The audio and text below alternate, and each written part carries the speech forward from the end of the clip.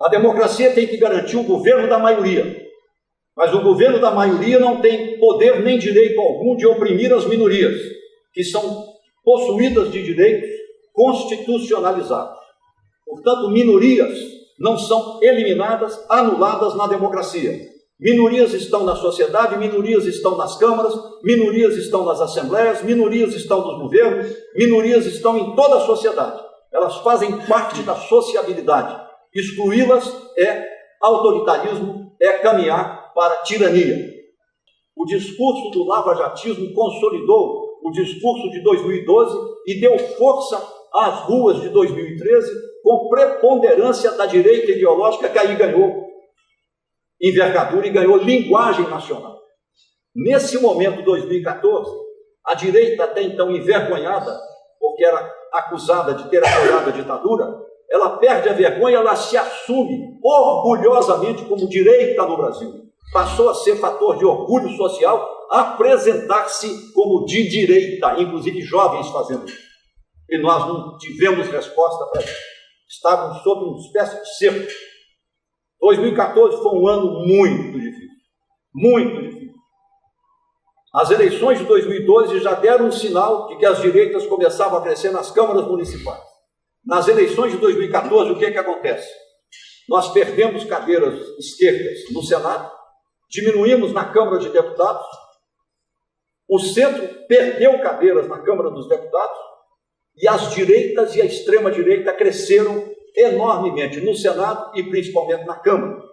Ao lado disso, todos os velhos líderes tradicionais da política, que nós esculhambávamos com eles, mas tinham paixão pela vida política, tinham gosto estético pela prática da política, tinham compromisso formal com a democracia e faziam política na democracia, e nós os tínhamos muitas vezes como adversários, foram varridos pelo voto, e o baixo clero, pela primeira vez, dominou a Câmara dos Deputados, liderada por um bandido que chegou à presidência da Câmara, que é aquele deputado do Rio de Janeiro, que agora nem me recordo mais. Eduardo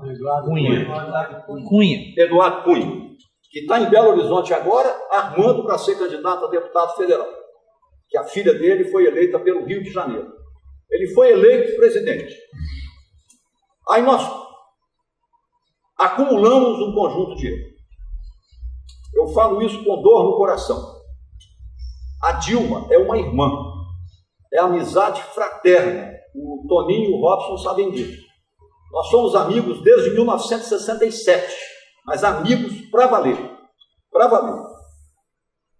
Minha amiga Dilma talvez seja a pessoa no planeta Terra que mais luta pelas convicções que tem, ao ponto de amar as convicções que tem, e amar as convicções que tem, e ter uma certa dificuldade para trabalhar com o contraditório e as ideias diferentes. A Dilma comandou a política econômica do governo Dilma I, se perdeu no governo Dilma II, e essa política econômica, não é o caso, não vou entrar em detalhe, isso está no outro livro que eu vou lançar depois, que é o Detalhe da Política Econômica, levou a uma recessão. Essa recessão durou 2 anos e meio. Ela tem um componente internacional secundário, mas tem um componente interno decisivo. Aquela recessão nasceu da ideologia, da paixão pelo desenvolvimentismo radicalizado. Foi uma retomada de Juscelino de 56 a 60, de Geisel de 74 a 79, para fazer o nacional desenvolvimentismo à maneira de Juscelino, 50 anos em 5. Deu o que deu. E ao lado disso, abdicar de receitas, congelando tarifas, como tarifa de energia, petróleo, o que acumulou um déficit público monumental que nós tivemos que pagar posteriormente. Então entramos logo após as eleições e ganhamos no fio da navalha. O Aécio quase ganha aquela eleição. Entramos no ano de 2015 tão perdidos que tiramos o nosso ministro da Economia e colocamos como ministro da Economia um representante do neoliberalismo, do capital financeiro, um homem decente, um homem íntegro, um homem digno, mas uma perspectiva completamente diversa da nossa. Ele durou 8 meses e saiu. E quando ele saiu já não tínhamos mais o que propor. A coisa tinha desandado, o PMDB liderou uma ruptura política com o governo Dilma. O governo Dilma não se saiu bem na articulação política e quando tentou trazer o ex-presidente Lula para ser o ministro-chefe da Casa Civil, o Supremo Tribunal Federal fez um prodígio. Contra a Constituição, decidiu quem pode ser ministro, quem não pode ser ministro. E aí a solidão da Dilma foi total e o impeachment foi uma manobra das direitas e do parlamento, como se fosse uma concessão à Lava Jato, para que a Lava Jato deixasse em paz cerca de 200 parlamentares que estavam na mira da investigação. O Temer assume, o Temer põe na cabeça ser presidente da República, o Aécio Neves põe na cabeça ser presidente da República e ninguém enxergou o que estava acontecendo no campo da extrema-direita. Um tal de Jair Messias Bolsonaro já tinha conquistado o agronegócio. Ninguém entendia que ele chegava num aeroporto pequeno nos interiores do Brasil e tinham 40, 50 mil pessoas esperando. Ele articulou o agronegócio no Brasil inteiro. Articulou as igrejas neopentecostais e pentecostais.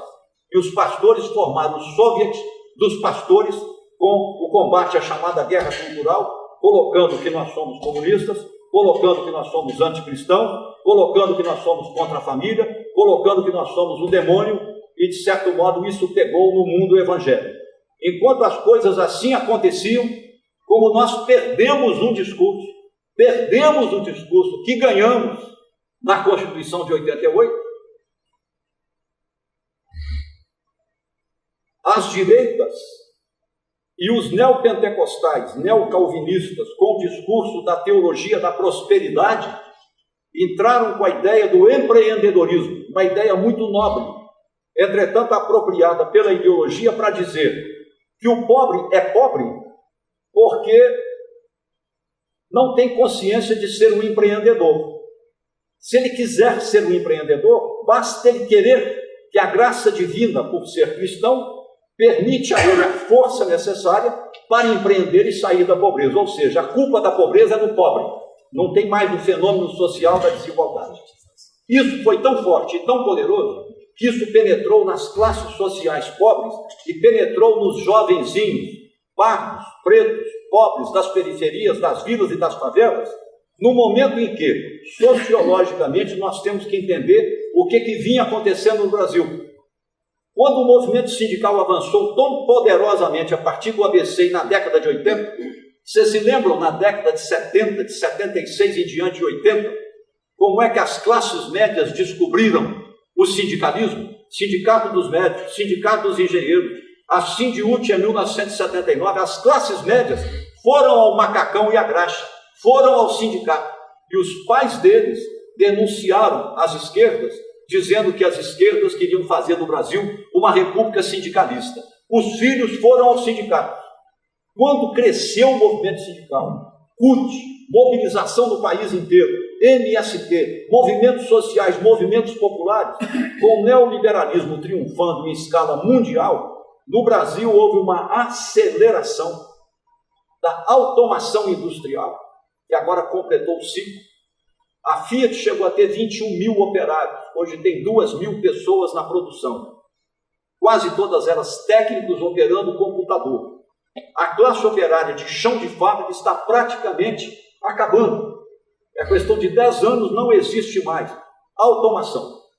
Terceirização da terceirização, de tal modo que o trabalhador já não se vê como companheiro do outro, que ele vem de qualquer lugar do Brasil, através de uma terceirizada, ele fica 6 meses em contrato, acabou o contrato, ele vai para outro estado, você não tem mais espaço público, você não tem mais relações de solidariedade entre as pessoas.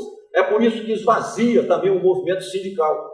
Ao mesmo tempo, o PT ganhando governo municipal, ganhando governo estadual, ganhamos vários, elegendo parlamentares, precisava de quadros. Onde é que ele vai recrutar quadros? Nos movimentos populares, nos movimentos sindicais. Melhor para os governos, pior para os movimentos sociais e populares que ficaram desvestidos das melhores lideranças no Brasil inteiro em pouco tempo. O movimento sindical, ao se fragilizar, o movimento sindical se concentra na chapa branca, no movimento sindical dos servidores públicos, e perde a penetração no movimento sindical na empresa privada. Houve uma cisão, é muito impressionante. Isso aconteceu durante os governos Lula. E aí vem, não é culpa do Lula, é o movimento objetivo da sociedade e da vida econômica. Mas nós cometemos um erro gigantesco. Lula, com o lulismo, criou uma classe social de consumo chamada classe C, com 95,6 milhões de brasileiros.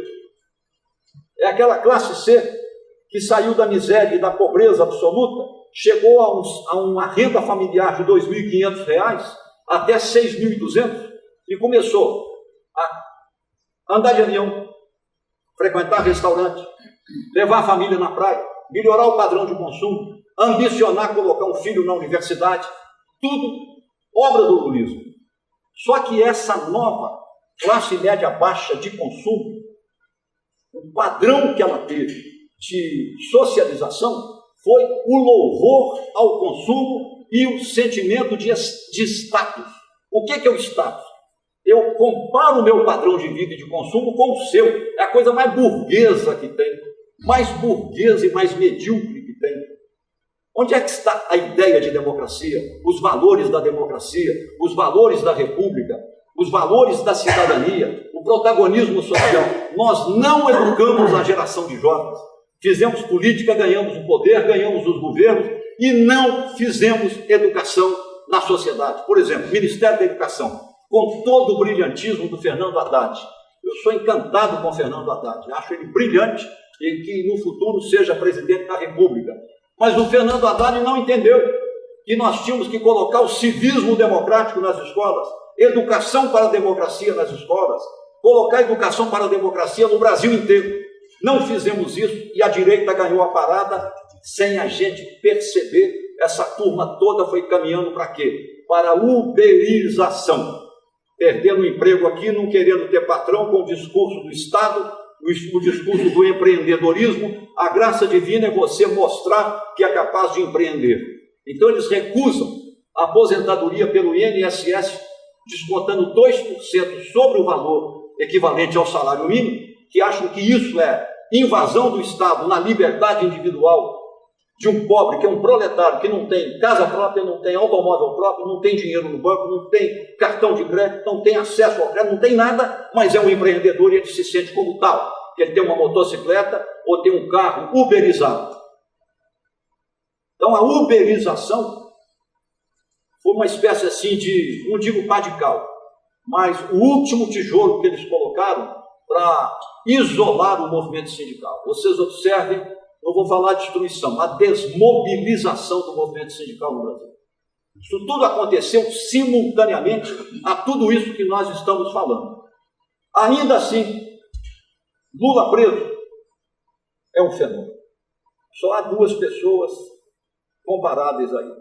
O Mandela, que ficou 27 anos preso e de dentro da prisão construiu uma nação, que não era uma nação com apartheid.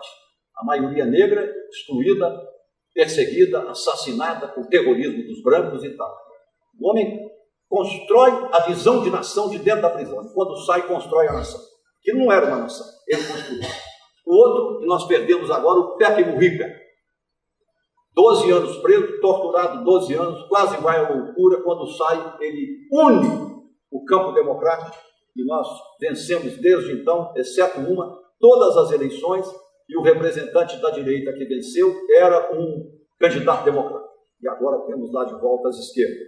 O Lula é assim, de dentro da prisão, ele começou a reunir, a reorganizar o campo do progressismo. Lança o Fernando Haddad na última hora, porque até a última hora ele não podia abrir mão da candidatura dele, embora preso.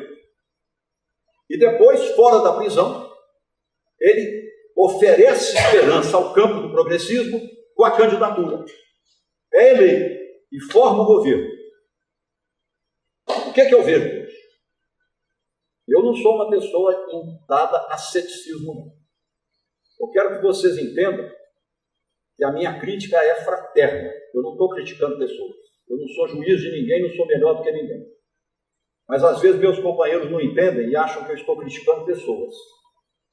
Acham que eu estou competindo com pessoas. Não estou competindo com ninguém. Eu estou fazendo um trabalho educativo do qual eu tenho um grande orgulho. Se ganhar, maravilhoso. Se não ganhar as eleições, não é maravilhoso, mas pelo menos ficou um bom trabalho, ficou uma semeadura e a vida continua. A vida é assim, mas acreditamos que chegaremos lá. Vou finalizar com uma enorme preocupação dentro desse quadro de esperanças em ação. Não é esperança que espera, não é esperança que faz acontecer. O PT é o único partido que existe no Brasil. Ele é o melhor, não é porque é o único. Ele é melhor por várias qualidades que ele construiu ao longo do tempo. Mas eu nunca vi uma crise tão grande como a crise atual que o PT vive. E o que é pior, me parece que o PT não tem consciência disso. Nós estamos aí festejando, plenária daqui, plenária dali, 3 candidatos a presidente. Aparentemente isso é muito nobre, cria uma emulação, cria uma mobilização, cria um campo de discussão interna. Por que essa mobilização só aconteceu agora para a eleição interna do PT? Por que ela não está acontecendo permanentemente em cada município, em cada base, fortalecendo os diretórios? Eu estou rodando em Minas Gerais, o que eu estou vendo me entristece muito. Sabem por quê? Porque cravaram uma estaca no nosso coração, mas só do Congresso Nacional e das Direitas, chamada Emenda Milionária. E o PT aderiu a isso. O PT aderiu à Emenda Milionária. Enquanto essa estaca estiver no coração do PT, o PT está correndo o risco de se transformar numa rede de oligarquias eleitorais. Os indivíduos, líderes nossos, políticos, com mandato, são cidadãos espetaculares, seres humanos, que merecem todo o respeito, mas não estão tendo consciência da gravidade da situação. O que é pior, quando o Lira, Arthur Lira, seria todo poderoso logo em seguida como presidente da Câmara e reeleito, e o Bolsonaro fizeram conluio para colocar no Congresso Nacional as emendas milionárias, a emenda de relator e a emenda PIX, que depois o Supremo derrubou. Quando isso foi implantado, nenhum deputado do Brasil, nenhum senador do Brasil protestou, nem os meus companheiros do PT. Eu escrevi isso com toda a lealdade. O presidente atual do PT, eu agradeço a ele, cumprimento a grandeza que ele teve. Ele publicou o meu texto, 22 páginas, que contém essa crítica. E o que eu propus para terminar? Eu propus, está no livro também, o PT cria um fundo. 50% do valor das emendas vai para uma conta nesse fundo. Cria um conselho diretor do fundo com líderes do PT e pessoas da sociedade civil.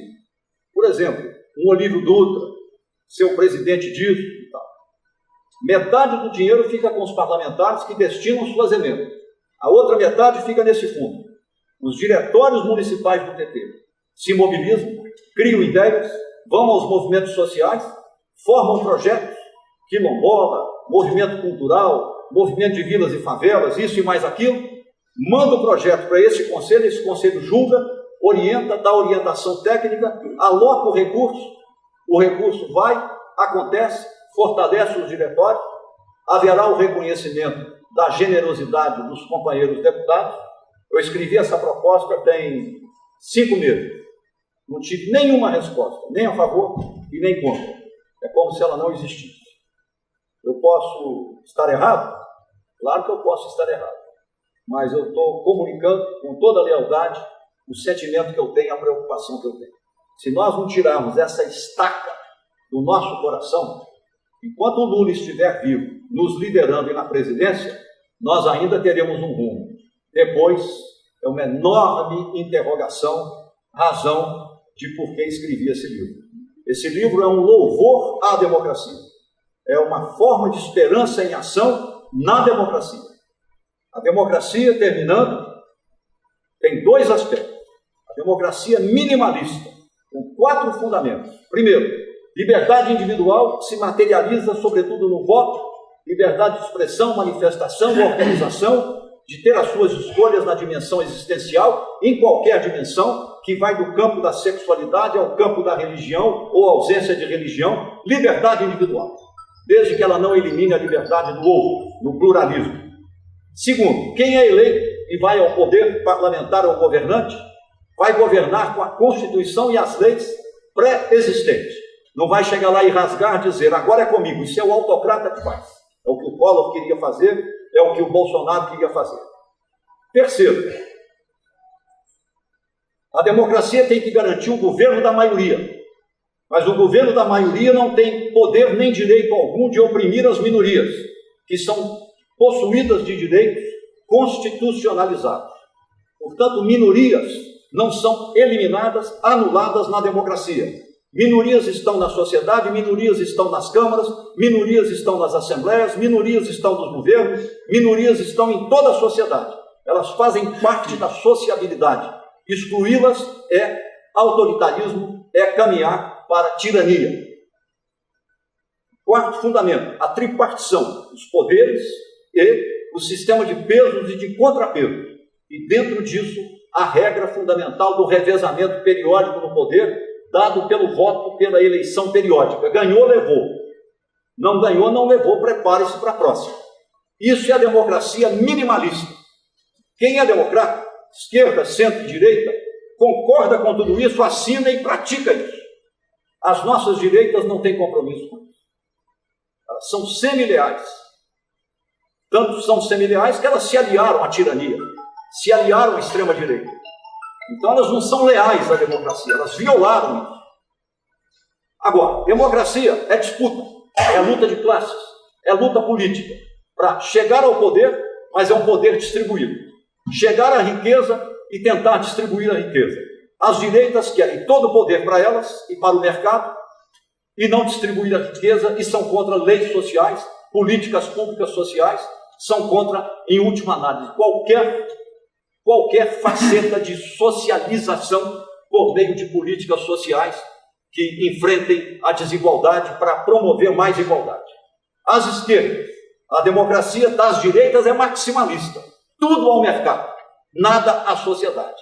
A nossa também, respeitando o minimalismo, é maximalista. Nós queremos todas as reformas, queremos o fim da desigualdade, queremos o fim da pobreza, queremos a emancipação de todos, queremos o pleno respeito, cidadania plena, dignidade plena a negros, a índios, a todos aqueles segundo a sua orientação sexual, segundo a sua escolha religiosa, sem qualquer discriminação. Nós também somos maximalistas. Então a disputa se dá no campo da política. Quem quer acabar com a vida política é a extrema-direita. É a extrema-direita.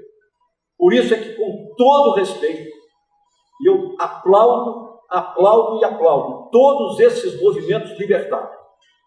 Mas esses movimentos libertários precisam entender que o comando é a causa dos trabalhadores. É a causa dos trabalhadores. Nós não podemos reduzir as nossas práticas políticas a bolhas maravilhosas que encontram grande respaldo nas classes médias, e com isso nós não conseguimos chegar no jovem, pobre, pardo, preto, da periferia, onde o calvinismo, onde o neopentecostalismo e a ideologia do empreendedorismo está chegando e ele vota contra nós.